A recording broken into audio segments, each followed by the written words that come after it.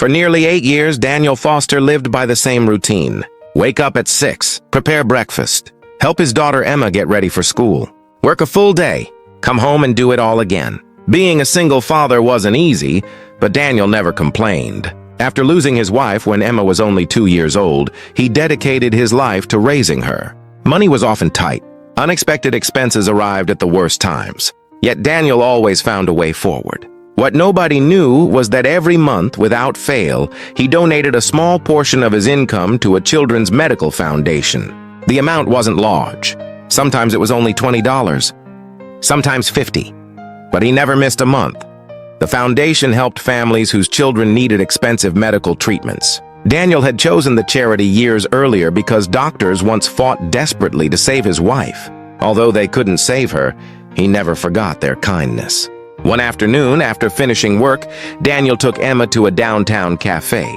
It was one of their favorite places. Emma sat across from him working on a school project while Daniel reviewed paperwork. The café was crowded. Most tables were occupied. A few minutes later, a woman entered wearing simple clothes and sunglasses. Despite her effort to remain unnoticed, several customers recognized her immediately. Her name was Victoria Sinclair. She was one of the youngest billionaires in the country and CEO of Sinclair Global Holdings. People often described her as brilliant, ambitious, and private. After looking around, she noticed the cafe was full. Only one empty chair remained, the seat across from Daniel and Emma.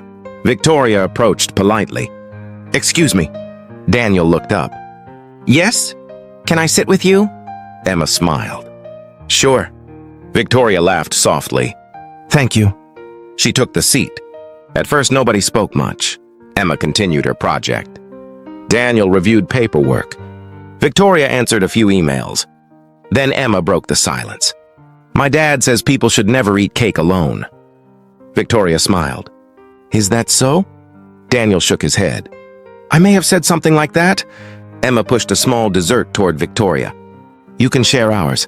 Victoria couldn't remember the last time a stranger had offered her something so sincerely. "Thank you." As the conversation continued, she found herself enjoying their company. There was no pressure, no business discussions, no one asking for favors, just a father and daughter enjoying time together. For Victoria, it felt refreshing. Weeks later, she unexpectedly crossed paths with Daniel again at a charity event. This time, she recognized his name on a donor list. At first, it meant nothing. Then curiosity led her to review donation records. What she discovered surprised her. Daniel Foster had donated every month for nearly 8 years. The amounts were modest, yet his consistency was remarkable. Many wealthy donors gave large amounts once or twice. Daniel had quietly supported the foundation year after year, never seeking recognition, never attending fundraising galas, never asking for credit. Victoria became intrigued. The foundation happened to be one she personally funded. In fact, she had built much of its expansion through her family's charitable network.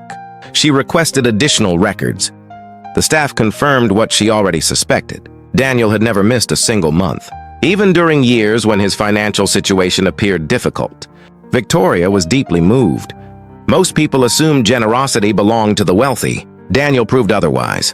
A few days later, she invited him and Emma to visit the foundation's children's center. As they toured the facility, Emma admired colorful murals, while Daniel listened to stories from families whose children had received treatment. One mother described how the foundation paid for her son's surgery. Another shared how it covered medication costs during a difficult period. Daniel smiled quietly. He never expected to meet the people his donations helped. Then Victoria led him into a small conference room. Several foundation directors were waiting. Daniel looked confused. "Did I miss something?" Victoria smiled. "No." She placed a folder on the table. Inside were copies of every donation he had made. Daniel stared at them. "You kept records?" "We keep records of every gift." His expression softened. "I wasn't expecting this." Victoria nodded. "I know." Then she said something that left him speechless. "For years, you've been one of our most important donors." Daniel laughed. "I think you're confusing me with someone else." She shook her head. "No." He looked puzzled. "My donations were tiny." Victoria smiled. "Individually, yes." She paused. "But generosity isn't measured by size." The room became quiet. You gave when it was difficult. Her eyes filled with emotion. You gave when nobody was watching. Daniel didn't know what to say. For years he had believed his contributions barely mattered. Now he understood otherwise. As they left the building later that afternoon, Emma slipped her hand into her father's. Dad? Yes? Are you famous now? Daniel laughed. No. Emma thought for a moment. Then she smiled. Good. Why?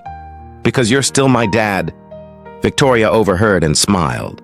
After building billion-dollar companies and meeting countless powerful people, she realized something important. True generosity wasn't found in boardrooms or headlines.